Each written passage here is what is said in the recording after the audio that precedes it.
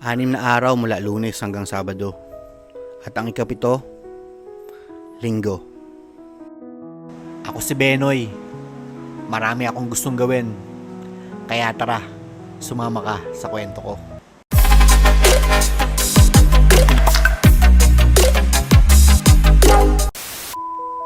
Maagang gumising, maligo, magayos, at maghanda para sa araw na ito.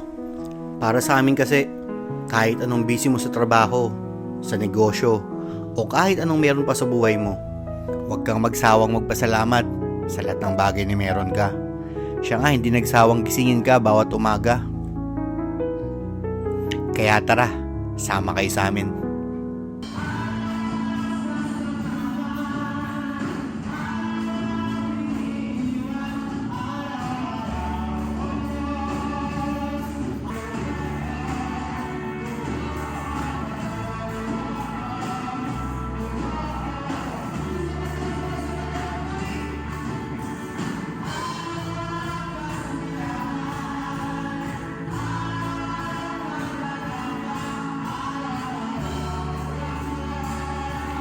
At matapos yan, sinamahan ko naman ng nanay ko na magbigay ng konting regalo.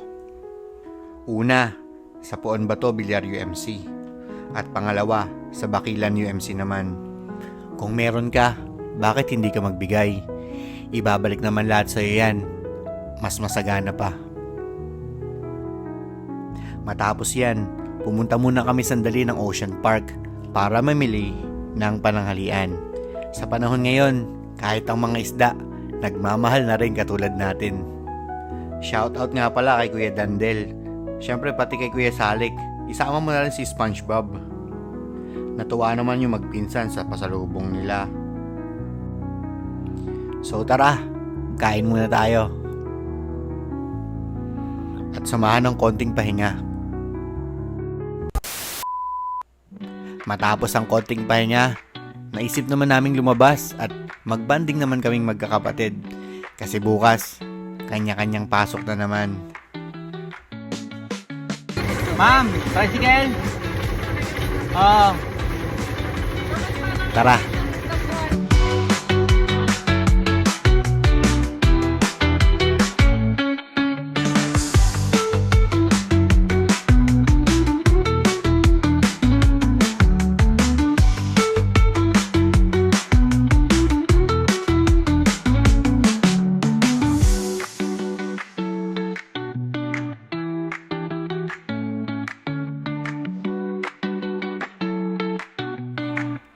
Sabi nila, kahit anong busy mo sa buhay mo, bigyan mo ng oras yung pamilya mo.